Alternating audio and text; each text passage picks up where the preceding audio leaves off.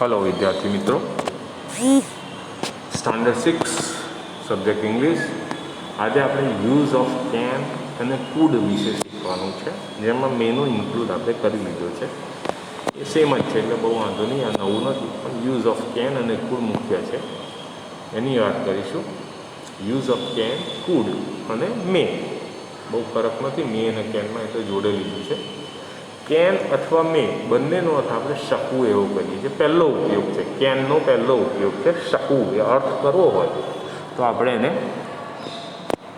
એ રીતે અર્થમાં બતાવી શકીએ છીએ। પહેલું, ક્યારે વપરાય? તો મિત્રો, પરવાનગી લેવા માટે કે આપવા માટે, પરવાનગી લેવા માટે કે આપવા માટે કેન અથવા મે વપરાય છે। મિત્રો એ તમારે યાદ રાખજો, પરવાનગી લેવા અથવા આપવા માટે આપણે કેનનો ઉપયોગ કરીએ છીએ। પરવાનગી એટલે તમે સ્કૂલમાં ઘણીવાર પરવાનગી લેતા હો છો, તો એના માટે,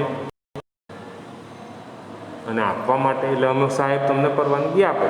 ઉદાહરણ જોઈએ, can I dance with you, બરાબર, અથવા may I dance with you. મેનો ઉપયોગ અત્યારે આપણે તમને શીખવાનું નથી, ખાલી એમને એમ છે, બંનેનું સરખું જ છે, પણ પરીક્ષામાં કેન અને કુડનો ઉપયોગ શીખવાનો છે।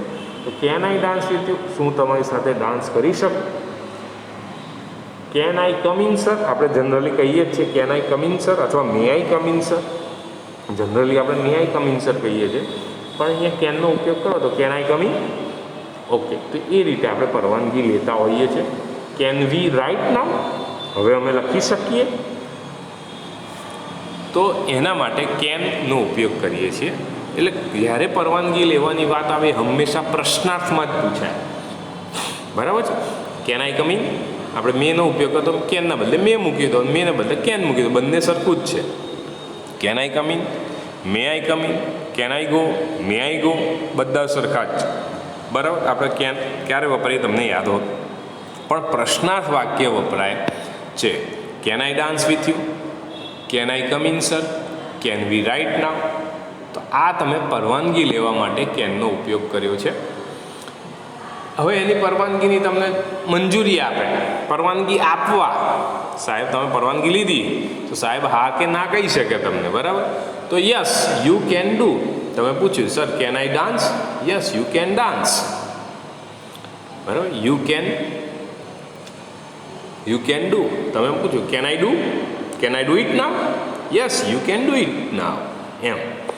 યુ કેન ગો આઉટ અથવા યુ મે ગો આઉટ, તમે પૂછ્યું હોય can I go out sir, yes you can go out, બરાબર?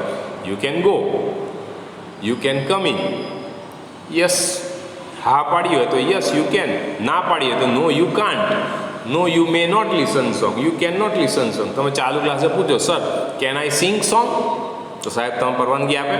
ન જ આપે, એટલે નો યુ કાન્ટ અથવા you can not sing songs, you can't sing songs અથવા you can not sing song. Can not બરાબર કાન્ટ પણ મૂકી શકાય, કેન નોટ બરાબર કાન્ટ, CANT। પાંચમું, તમે એમ પ્રશ્ન પૂછો મે આઈ ઓપન ઇટ અથવા can I open it, yes you can, no you can't open it, you may not open it, એ રીતે તમારે જવાબ આપવો પડે। હવે મેં ક્યારે વપરાય? તો નમ્રતાપૂર્વક પરવાનગી લેવા માટે, એટલે કે આપણાથી વડીલ હોય, મોટા હોય, ટીચર્સ રિસ્પેક્ટેડ હોય, આદરણીય હોય, એમના માટે પ્રશ્ન પૂછે ત્યારે મેનો ઉપયોગ કરીએ છીએ। પણ આપણે અત્યારે પૂરતું કેન અને કુડની જ વાત કરવાની છે। પહેલો ઉપયોગ કેનનો શું શીખ્યા? પરવાનગી લેવા માટે અથવા આપવા માટે કેન વપરાય છે। હવે બીજો ઉપયોગ છે use of can showing ability, ક્ષમતા દર્શાવવા માટે। તમારે ક્ષમતા દર્શાવવી, કોઈ કામ કરવાની ક્ષમતા, એબિલિટી, સામર્થ્ય દર્શાવવું હોય તો એના માટે કેન વપરાય છે।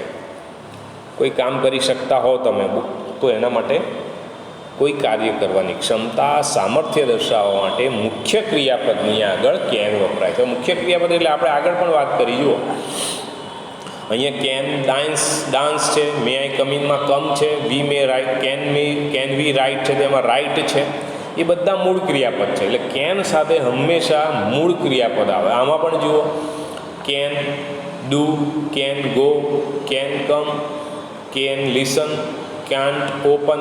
તો બધા કેન અથવા કાન્ટ સાથે હંમેશા મૂળ ક્રિયાપદ વપરાય. તો અહીંયા કેનમાં એબિલિટી દર્શાવે, ત્યાં પણ મૂળ ક્રિયાપદનો જ ઉપયોગ કરીશું આપણે. બરાબર. તો મૂળ ક્રિયાપદની આગળ આઈ કેન સ્પીક, તો સ્પીક એ મૂળ ક્રિયાપદ, એની આગળ કેન વાપર્યું. આઈ કેન સ્પીક ઇંગ્લિશ, હું અંગ્રેજી બોલી શકું છું. તમે શું કરી શકો છો? સાહેબ હું લાડવા ખાઈ શકું છું, તો આઈ કેન ઇટ લડ્ડુઝ. સાહેબ હું ઝડપથી દોડી શકું છું, આઈ કેન રન ફાસ્ટ. બરાબર. તો એ રીતે તમે, હું સાહેબ બંને હાથે લખીશું, I can write with both the hands, બંને હાથે લખી શકું છું.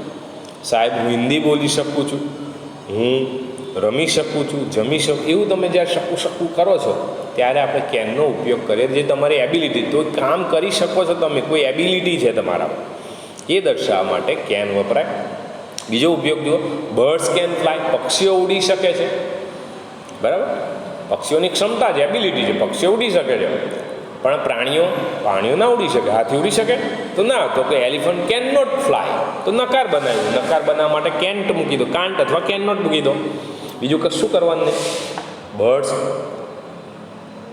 કેન ફ્લાય, પણ એલિફન્ટ્સ કેન નોટ ફ્લાય.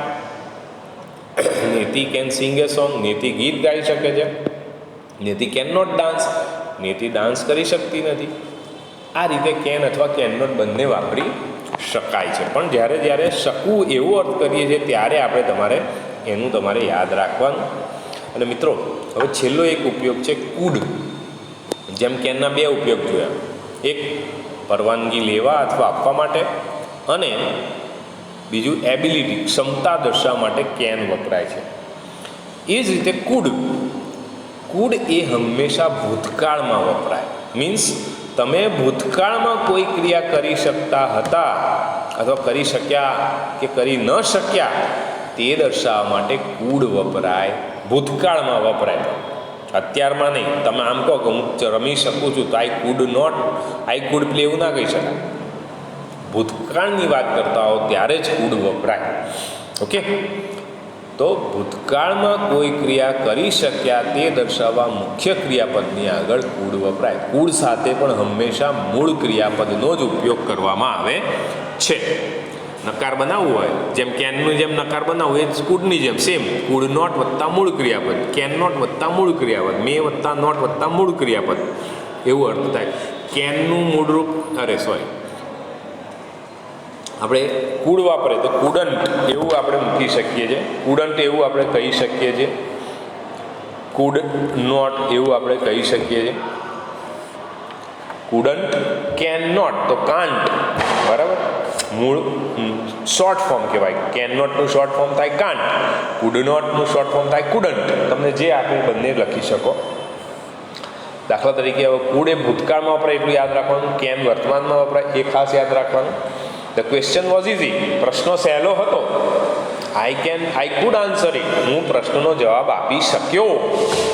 તમે જવાબ આપી શક્યા ભૂતકાળમાં. It was very hot outside, બહાર ખૂબ ગરમી હતી. We could not go out, અમે બહાર જઈ શક્યા નહીં. બરાબર. ભૂતકાળની વાત કરી એટલે આગળનું વાક્ય જો વોઝ છે, વોઝ ઇઝી, વોઝ આપેલું છે, એટલે ભૂતકાળની વાત કરી એટલે ભૂતકાળમાં હંમેશા આપણે કુડનો ઉપયોગ કરીશું, પણ ક્ષમતા દર્શાવવાની વાત હોય ત્યારે. બરાબર છે. તો આ બે મુદ્દા તમારે ખાસ યાદ રાખવાના હતા મિત્રો. આ બહુ નાના મુદ્દા છે, આનું રિવિઝન પણ છે થોડું. ઓકે. તો આ પ્રમાણે તમે કેન અને કુડ, મે તો કેનની વારમાં તમે મે વાપરી શકો, એ અત્યારે આપણે કોર્સમાં નથી, પણ એક જ ઉપયોગ, સરખા ઉપયોગ છે, એટલે મેનો ઉપયોગ પણ આપણે જોડે લઈ લીધો છે મિત્રો. તો અને એની પ્રેક્ટિસ તમારે બીસી ખત્રીમાંથી એક્સરસાઇઝ આપેલી છે કેન અને કુડની, એ તમારે જોવાની કે કેન ક્યારે વર્તમાન કાળની વાત હોય તો કેન વપરાય, ભૂતકાળની વાત હોય તો કુડ વપરાય. હવે today is Sunday, we can go out, અમે બહાર જઈ શકીએ છીએ. I am young, I can run fast, હું યુવાન છું, હું ઝડપથી દોડી શકું છું. બરાબર. But my grand mother was young, જ્યારે દાદા યંગ હતા, હી કુડ રન ફાસ્ટ, ત્યારે તે ઝડપથી દોડી શકતા હતા. જ્યારે તેઓ યંગ હતા ત્યારે દોડી શકતા હતા, એટલે ભૂતકાળની વાત થઈ તો કુડ વપરાય છે. તો કેન અને કુડમાં આટલી વાત યાદ રાખજો મિત્રો. Okay, by.